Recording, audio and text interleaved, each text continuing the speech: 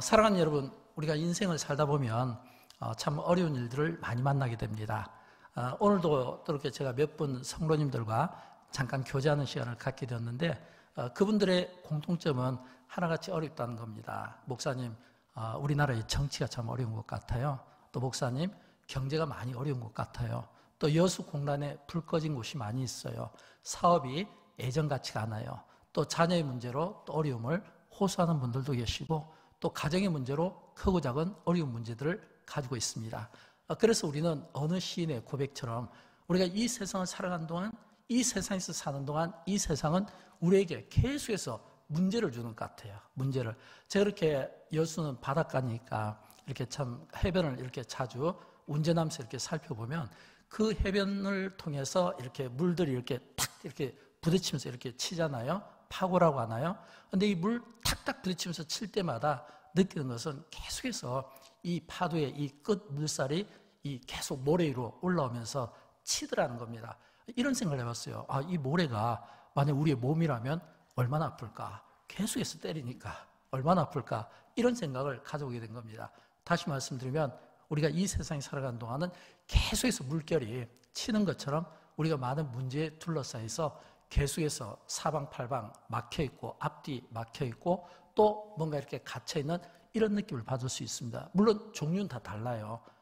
이렇게 건강의 문제든 물질의 문제든 또는 사업의 문제든 다 다를 수가 있어요. 다 다를 수가 있는데 그러나 우리가 예수를 믿는다는 거, 또 믿음의 사람이라는 것은 어떤 의미냐면 그런 어려운 인생의 문제 앞에서 우리가 어떻게 반응하느냐라고 하는 겁니다. 세상 사람들은 어려운 문제 앞에서 어떤 세상적인 방법을 택하게 되겠죠. 요즘에 이제 우리나라가 이제 선거 지금 막 거의 절정에 다다르지 않았습니까? 이렇게 선거하는 분들을 가만히 보면 이분들이 자꾸 이렇게 바뀌더라고요. 바뀌어요. 무슨 말이냐면 어떤 분위기에 따라서 사람에 따라서 당에 따라서 이렇게 예전에 여기 있던 분이 일로 가기도 하고 또 여기 있던 분이 일로 가기도 하고 이게 막 자꾸 바뀌더라고요. 세상을 살아가는 방법인 것 같아요. 세상을 살아가는 방법은 뭔가 나보다 힘이 있고 뭔가 나를 보호해 줄 사람에게 자꾸 기대는 거예요.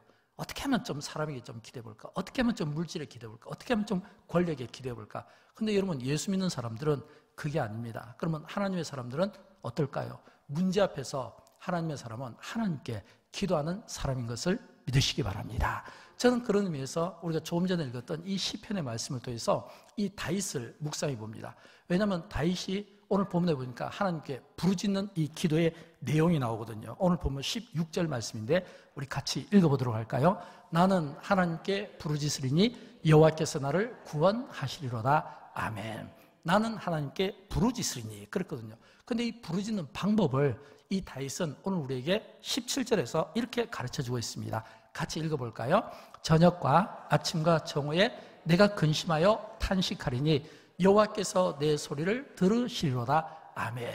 지금 이 16절과 17절 이 짧은 본문이지만 이 본문 속에서 지금 다윗은 그 앞에 있는 문제, 물론 그 문제가 이제 이 다윗의 개인적인 문제, 또 국가적인 문제, 또 자녀와의 관계, 또 어떤 믿고 따랐던 사람들의 배신의 문제, 이런 것들이 막 겹겹이 쌓였는데, 근데 그 문제 앞에서 도망가지 않고 낙심하지 않고 오히려 하나님께 부르짖었다.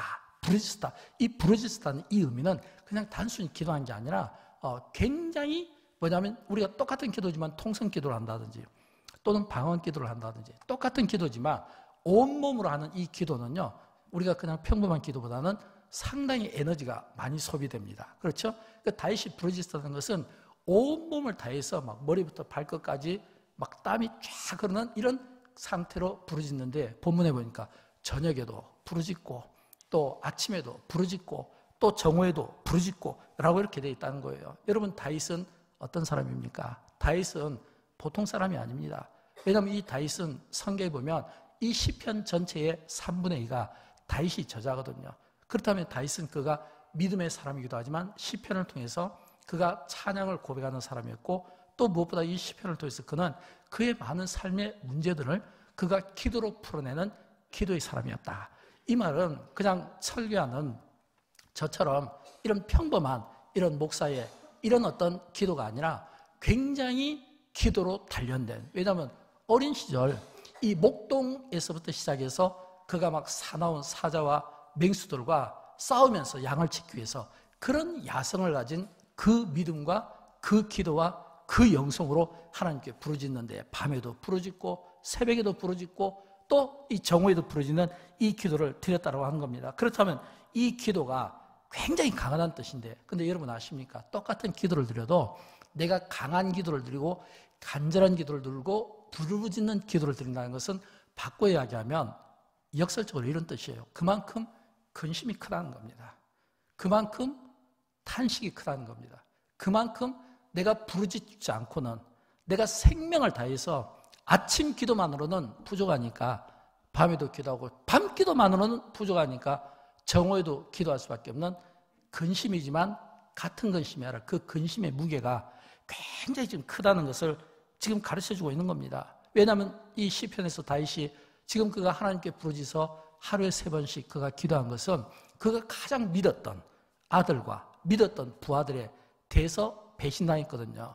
여러분, 우리가 믿었던 사람에게 당하는 이 배신은 나와 무관하고 나와 모르는 사람, 나와 다른 환경, 외부의 환경에 있는 사람과는 다릅니다.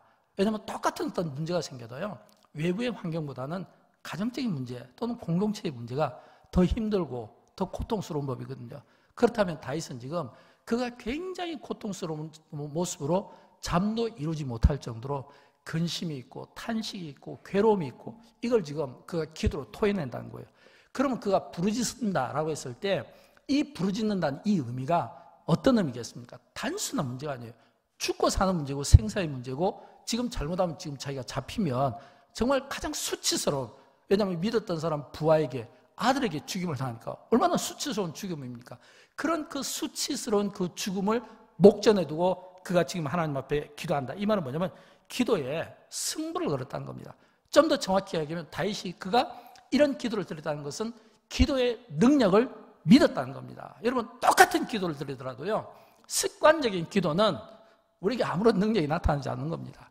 안 하는 것보다는 낫지만 그런 기도는 하나님께서 역사하시기 어려워요. 어떤 기도를 드릴까요? 내가 하나님 앞에 부르짖으면 하나님께서 구원하시리니, 내가 하나님께 부르짖으면 하나님께서 나를 구원하시리니, 내가 하나님께 기도하면 하나님께서 반드시 나의 기도를 들어주신다고 하는, 이 반드시 들어주실 거라고 하는 이런 확신과 믿음에 찬 이 기도를 지금 이 다윗이 들을 줄 알았다고 하는 겁니다. 저는 여러분, 우리가 이렇게 금요일 날마다 모여서 기도하시고 또 예배 끝나면 또 밤에 또 기도하는 분들이 있어요. 저 밤 자정에까지 와서 기도하는 분들이 있어요. 저는 여러분이 어떤 모습으로도 기도하든지 그 기도가 정말 하나님께 부르짖으면 하나님께서 나의 기도를 반드시 구원하신다, 이 이야기는 응답하신다, 들어주신다 라는 그런 믿음으로 오늘 이 밤에 저와 여러분의 기도가 이루어지기를 주님의 이름으로 축원드립니다. 그래서 성경에 보면 이 하나님께 부르짖으라 라는 이 말이 참 많이 나와요. 우리가 대표적으로 에레미야서 33장 3절 말씀에 보면 이렇게 되어 있잖아요. 너는 내게 부르짖으라 그랬거든요.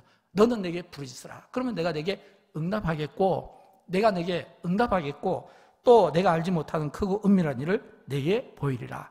또 시편 34편 17절에도 보면 우리 같이 읽어볼까요? 의인이 부르짖음에 들으시고 그들의 모든 환난에서 건지셨도다. 아멘. 이때도 지금 의인이 부르짖음에 그랬잖아요. 성경에 보면요, 부르짖으라는 말씀이 참 많이 나옵니다. 다윗이 여호와께 부르짖음에, 다윗이 하나님께 부르짖음에, 너는 여호와께 부르짖으라, 부르짖으라. 또 의인이 부르짖음에, 이런 이 부르짖음의 이 기도가 굉장히 많다는 겁니다. 과거에 우리 부모님 세대나 또는 우리 선대에 신앙을 가졌던 그런 분들은 그 선대 신앙을 보면서 자랐습니다. 저도 부친께서 목회를 하셨고 또 저희 조부께서 오랫동안 장로님으로 계셨기 때문에 어렸을 때부터 이 부르짖는 이 기도의 의미를 알았습니다. 요즘에는 거의 부르짖는 기도가 없어요. 과거에 한국교회가 부르짖는 기도가 참 강할 때는 굉장히 기도원이 많았어요. 가는 곳곳마다 기도원이 많았어요. 제 기억으로는 아마 여수에도 한 10군데 정도의 그런 기도원이 기억납니다. 가까운 중림에도 기도원이 있었고 미평로에도 기도원이 있었고 또 이게 만성리 쪽에도 또 큰 또 기도원이 있었고 화양면 쪽에도 있었고 굉장히 많았어요. 여기 곡성 다니엘 기도원 굉장히 큰 기도원이 있었거든요. 굉장히 그 당시에는 기도원이 많았어요. 여러분, 왜 그 당시에 기도원이 많았을까요? 교회도 있는데 이렇게 기도원이 많았다는 것은 교회에서 기도하는 것만으로는 양이 안 찼던 거예요. 교회에서 기도하는 데는 어떤 지금처럼 이렇게 방음장치가 잘 되어 있지 않기 때문에 이런 좀 이렇게 방음장치가 잘 되어 있지 않는 이런 환경 속에서 오래 기도할 수 없으니까 막 며칠 몇 날 막 밤새워서 기도하고 통성으로 기도하고 밤늦게 갔다가 아침에 막 내려오는 이런 이 기도가 막 대한민국 곳곳 산마다 그러니까 막 기도마다 막 개구리 소리처럼 막 이런 기도하는 분들의 그런 강렬한 열정적인 이런 기도의 때가 있었다고 하는 겁니다. 근데 지금은 왜 안 될까요? 왜 지금 이런 기도가 안 나올까요? 기도가 안 되는 첫 번째 이유는 이런 겁니다. 배가 불러서 그래요. 왜냐하면 소리를 내려면 이 가벼워야 되거든요. 음식을 많이 드시면 그래서 노래를 부를 때 찬양이 잘 안 나오는 것처럼 우리의 이 기도도 마찬가지입니다. 기도도 우리가 풍요와 많은 것들이 갖춰져 있으면 갈급함이 없고 배고픔이 없어요. 과거에 우리 부모님 세대에 왜 그분들이 선대의 기도가 강했냐면 배가 고파서 그랬어요. 배가 고파서. 배가 고프니까 물 마시면서 부르짖고 하나님 앞에 구할 수밖에 없었던 그런 때가 있었다는 겁니다. 어떤 의미로 보면 지금 우리는 굉장히 풍요의 시대에서 하나님 앞에 감사를 해야 되죠. 근데 이 풍요가 오늘 우리에게 가장 소중한 것을 빼앗아간 겁니다. 그게 뭐냐면 믿음의 야성이에요. 오늘 우리 시대의 그리스도인들에게서 정말 찾아보기 어려운 것은 믿음의 야성이에요. 우리에게 기도의 시간이 부족한 게 아니에요. 기도의 시간은 과거나 지금이나 거의 비슷하다고 보는 거예요. 문제는 똑같은 기도를 들었을 때 얼마나 이 기도가 막 1분이든 5분이든 10분이든 1시간이든 기도의 야성을 가지고 하나님 앞에 정말 생명을 내건 이런 간절한 목숨을 건 이런 이 기도가 있었나라고 하는 겁니다. 과거에는 막 나라를 위해서 막 기도하고 민족을 위해서 기도하고 곳곳에 막 민족을 위해서 나라와 민족을 위해서 막 기도하고 북한 선교를 위해서 막 기도하고 이런 그 기도가 있을 때 북한 선교에 대한 비전이 있고 세계 선교를 위한 월드 비전이 막 생기게 되고 뭐냐면 전부 기도할 때 생긴 거거든요. 왜냐하면 하나님은 우리에게 말씀을 통해서도 우리에게 깨달음을 주시지만 기도를 통해서 주시는 깨달음이 많습니다. 말씀을 통해서 깨달음을 받을 때는 우리에게 뭐가 필요하냐면 하나님의 말씀을 받아들일 수 있는 마음의 이 옥토와 이 하나님의 말씀을 우리가 분별할 수 있는 지혜가 필요합니다. 근데 기도는 어떤 걸 보면 하나님과 나와의 이 직통적인 이런 교제잖아요.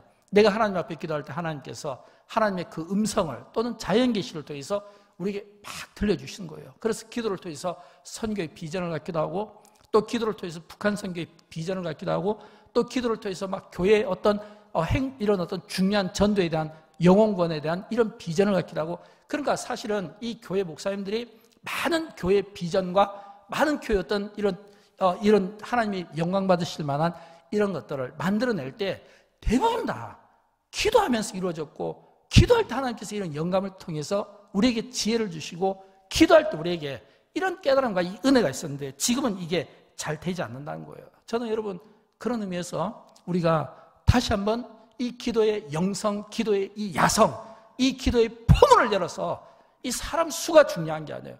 여러분 우리가 은혜를 받을 때는요 사람 수가 중요합니다. 주일날 차례가 꽉 차는 게 좋아요. 넘치는 게 더 좋아요. 줄 서는 게 더 좋아요. 은혜 받는 데는 사람이 많을수록 좋습니다. 그래서 예수님께서 막 5병의 기적, 막 7병의 기적 하실 때 막 남자만 5,000명, 막 2만 명씩 많았잖아요. 은혜 받을 때는 수가 많을수록 좋습니다. 근데 기도할 때는 이게 사람의 수로 따진 게 아니라 내 한 사람의 나의 이 기도가 10명을, 100명을, 1000명을 감당하겠다고 하거든. 나의 이 기도가 내가 이 여수 전체를 내가 품고 기도하고 내가 우리 대한민국 전체를 품고 기도하는 영광기를 내가 품고 기도하는 그래서 기도는 내 한 사람이 일당 100, 일당 1000이 되는 이게 기도의 능력이에요. 그래서 기도는 이렇게 막 우리가 말씀을 받을 때는 막 몇십만 명씩 모여서 예배를 드리지만 기도할 때는 막 300 기도 용사 막 이런 식으로 하잖아요. 300명이면 족하거든요. 왜냐하면 예수님께서 뭐 아주 적은 수로 항상 기도하러 올라가셨잖아요. 말씀을 하실 때는 넘치는 막 들에서 많은 사람들을 그리고 해변에서 많은 사람들을 모았지만 기도할 때는요 12명도 버거운 거예요. 12명도 데려가지를 못한 거예요. 몇 명 데려갔습니까? 3명 데려갔잖아요. 왜 12명을 놔두고 왜 3명을 데려갔겠습니까? 기도는 많은 사람이 하는 게 아니라 소수지만 생명을 걸고 진짜 주의 뜻을 분별하고 하나님의 그 뜻을 그 은혜를 그 말씀을 체험하고 이거를 그대로 내가 받아들일 수 있고 이걸 그대로 내가 품어낼 수 있는 기도의 능력을 알고 기도의 은혜를 아는 사람만이 기도를 하게 된다고 하는 겁니다. 저는 여러분, 우리가 하나님 앞에 기도할 때 이왕이면 밤에 드는 이 기도가 하나님께 부르짖는 기도가 되기를 주님의 이름으로 축원드립니다. 근데 이 기도가 부르짖는 기도가 되려면 반드시 우리가 정리를 해야 됩니다. 뭘 정리해야 되냐면, 여러분, 우리가 기도를 안 하는 것이 아니라 우리 기도를 많이 합니다. 중요한 것은 우리의 기도가 양이 중요한 게 아니라 우리의 기도를 받으시는 하나님께서 우리의 기도를 받으실 수 있도록, 하나님께서 우리의 기도를 받으실 수 있도록, 하나님께서 우리의 기도를 받으실 수 있도록 우리가 기도하는 자의 자세가 중요한 거예요. 그래서 여러분, 반드시 우리의 기도가 막히지 않으려면, 뻥뻥 뚫리려면 어떻게 해야 될까요? 첫째는 회개 기도가 반드시 먼저 선행이 되어야 된다는 겁니다. 반드시 회개 기도가 필요한 거예요. 왜냐하면 우리가 이 땅에 사는 동안 우리는 죄인이고, 우리가 죄인이기 때문에 이 죄의 문제를 우리가 해결하기 위해서는 예수님의 이 피가, 이 십자가가 우리에게 은혜가 되고 공로가 되어 우리의 죄가 깨끗하게 사함받았지만, 그러나 그럼에도 불구하고 여전히 우리가 죄가 사함받았어도 또 죄를 지을 수밖에 없는 연약한 인생을 가지고 있기 때문에 우리가 하나님 앞에 먼저 기도에 앞서서 이 회개 기도를 통해서 하나님 앞에 용서를 구해야 된다는 겁니다. 사람을 미워한 거, 사람을 시기한 거, 다툰 거, 또는 남의 것을 욕심내건 거, 또는 탐낸 거, 또는 내가 부모에게 공경하지 못한 거, 거짓말한 거, 이런 죄들이 있잖아요. 이런 이 죄들을 놓고 점프해서 그 다음 기도를 하니까 기도가 자꾸 막히는 거예요. 여러분, 기도를 들으려면 어떻게 해야 됩니까? 먼저 이 기도가 막히지 않도록 하기 위해서는 회개 기도가 필요한데, 저는 다윗의 기도가 참 중요하다고 생각합니다. 왜냐하면 다윗이 그가 참회 기도를 들 때 그는 시편 51편 11절에서 그가 이렇게 기도했거든요. 우리 같이 읽어보도록 할까요? 나를 주 앞에서 쫓아내지 마시며 주의 성령을 내게서 거두지 마소서. 아멘. 여러분, 우리가 회개 기도를 해야 되는 것은, 왜냐하면 하나님, 나를 주님 앞에서 쫓아내지 마십시오. 주의 성령을 내게서 거두지 마십시오. 이게 회개 기도입니다. 내가 하나님 앞에 어떤 죄를 내가 용서받는 것도 중요하지만, 나의 이 죄로 인해서 내 안에 있는 성령님이 떠나지 않도록 해주시고, 내가 주님 앞에서 쫓겨나지 않도록 해주십시오라고 하는 이런 이 회개, 이런 진실한 이 기도, 적어도 우리가 하나님 앞에 많이 마음으로, 행동으로, 언어로 우리가 죄를 짓잖아요. 우리 가운데 가장 큰 교만, 가장 우리 가운데 이 죄인의 모습은 뭐냐면 자기는 의롭다는 겁니다. 깨닫지를 못하는 거예요. 자신에게 있는 이 죄에 대해서 깨닫지 못하는 거예요. 나는 의롭다는 거예요. 도덕적으로 의롭고, 윤리적으로 의롭고, 신앙적으로 의롭고, 영적으로 의롭고, 다른 사람들을 가르치려고 하는 거예요. 예수님께서 말씀하셨잖아요. 먼저 내 눈에 있는 들보를 보고 형제의 티를 보라고 했잖아요. 우리 안에 있는 들보를 보지 못하고 형제 티만 바라보니까 우리 안에는 자꾸 더 들보가 쌓이게 되는 거예요. 여러분, 우리가 기도가 진짜 막히지 않으려면, 만약 여러분의 기도가 막힌다면 한번 가만히 생각해 보세요. 왜 내가 기도가 막히지? 그렇게 기도를 많이 하는데, 하루에 몇 번씩 시간 내에 기도하는데, 그럼에도 불구하고 나의 기도가 막힌다면, 뭔가 내가 기도했는데도 불구하고 이 답답함이 해소되지 않는다면, 뭔가 내가 하나님 앞에 기도했는데도 불구하고 이 기도가 응답과 멀어진다면, 저는 다시 한번 돌아봤으면 좋겠어요. 아, 내가 하나님 앞에 이 회개 기도가 선행되었는가? 여전히 나는 죄인인데, 여전히 나는 연약한 사람인데, 연약한 나의 이 죄 본능, 다른 사람이 알지 못하는, 나만이 아는, 그러나 내가 이 문제를 반드시 해결해야만 나의 이 기도가 하나님 앞에 상달될 수 있다는 것을 기억하시고, 오늘 우리가 하나님 앞에 기도할 때 저와 여러분, 우리가 가지고 있는 모든 이 죄에 대해서 회개할 수 있는, 성령께서 우리에게 회개의 영을 부어주셔서 깨끗하게 회개하는 가운데 물로 씻겨주시고 불로 태워지는 이런 성령의 역사가 있게 되기를 주님의 이름으로 축원드립니다. 그래서 성령의 이 불로 인해서 우리의 죄가 깨끗하게 소멸될 때 비로소 우리의 기도는 그때부터 이제 열리게 되는 거예요. 그럼 두 번째 어떤 기도를 드릴까요? 두 번째는 하나님 앞에서 여러분이 가지고 있는 기도의 짐을 맡겨보십시오. 여러분, 우리가 여기 나와서 하나님 앞에 은혜 받기 위해서 나왔지만, 그러나 또 우리가 기도하기 위해서 나왔잖아요. 금요일 날은 기도하는 시간이잖아요. 저녁 시간은 기도하는 시간이잖아요. 여러분, 기도의 짐들이 있지 않겠습니까? 사업하는 분들, 또는 가정생활에, 또는 자녀를 키우면서, 또는 직장생활에 많은 이런 짐들이 있지 않겠습니까? 왜냐하면 시편을 보면 이런 말씀이 나오거든요. 시편 55편 22절에 보면 내 짐을 여호와께 맡기라 그랬거든요. 내 짐을 여호와께 맡기라. 먼저 우리의 짐을 주님 앞에 고백하고, 그리고 이 짐을 주님께 맡기는, 이런 맡기는 이 기도, 이 맡긴다는 이 의미는 내가 너무 무겁게 들고 있었던 이 짐을 주님께 맡김으로써 내가 가벼워지는 겁니다. 왜냐하면 예수님께서도 말씀해 주셨잖아요. 수고하고 무거운 짐진 자들아 다 내게로 오라. 우리에게는 짐이 있어요. 그리고 이 짐을 예수님은 우리에게 말씀해 줍니다. 너 그거 무겁게 짊어지려고 하지 말고 내게 맡겨라. 맡기면 내가 그 짐을 대신 내가 짊어주마 라고 했거든요. 반드시 여러분 우리의 기도는 짐입니다. 이 짐을 여호와께 맡기는 이런 심정으로 기도하는 가운데 여러분의 무거웠던 고단했던 피곤했던 육신과 영혼이 주님 안에서 가벼워질 수 있기를 진심으로 축복합니다. 마지막으로 세 번째, 하나님께 기도하면 응답받는다는 믿음으로 기도하십시오. 내가 하나님 앞에 기도하면 응답받는다는 믿음으로 기도하십시오. 여러분 다윗의 기도를 보면 이 다윗의 기도는 특징이 있어요.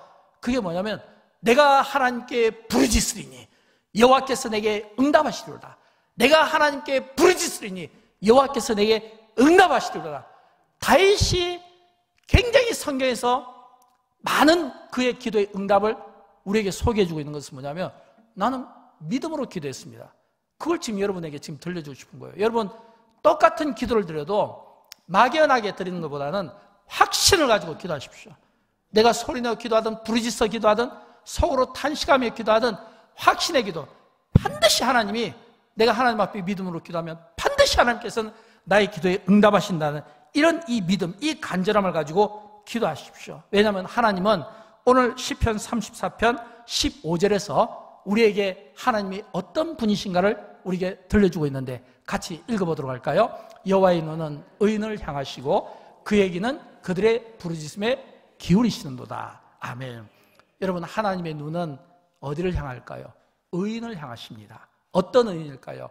하나님 앞에 죄사함 받고 회개를 통해 용서함 받는 하나님께 온전히 부르짖는 이런 믿음의 사람들을 향하여 여호와의 눈이 향하시고 그리고 여호와의 이 귀는 그들의 부르짖음에 기울이시는도다. 하나님 앞에 기도로 부르짖는 그 인생들을 향해서 하나님께서 그 부르짖음에 귀를 기울이시는도다.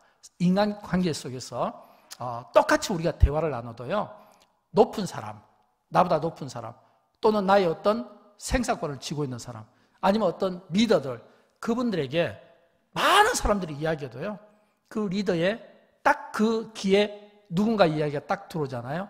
아, 이게 옳다 싶으면 그 다음에는 회의가 끝나고 대화가 끝난 겁니다. 다 끝난 거예요. 왜냐하면 그 리더의 귀에 딱 들어오면 그게 이제 그 리더를 기쁘게 하면서 더 이상 대화는 필요가 없는 겁니다. 왜냐하면 결정된 거예요. 아, 내가 들은 이 이야기를 내가 그대로 실행해야 되겠다라고 하는 겁니다. 근데 여러분 하나님은 얼마나 좋으신 분입니까? 영이신 하나님이 우리에게 굉장히 쉽게 하나님의 눈은 의인을 향하시고 하나님의 귀는 부르짖는 자들, 기도한 자들 그 귀에 귀를 기울이신도다. 저는 오늘 우리의 기도가 정말 하나님께서 기뻐 받으시는 이런 부르짖는 이 기도를 통해서 이 밤에 모두 가지고 온 여러분의 인생의 그 무거운 짐들이 해결받고 또 여러분이 그렇게 목말라는 그 문제들이 응답받고 정말 오실 때는 무거운 마음이었지만 그러나 돌아가실 때는 가벼운 마음으로 돌아가시는 은혜가 기도하는 여러분 모두에게 있기를 주님의 이름으로 축원드립니다.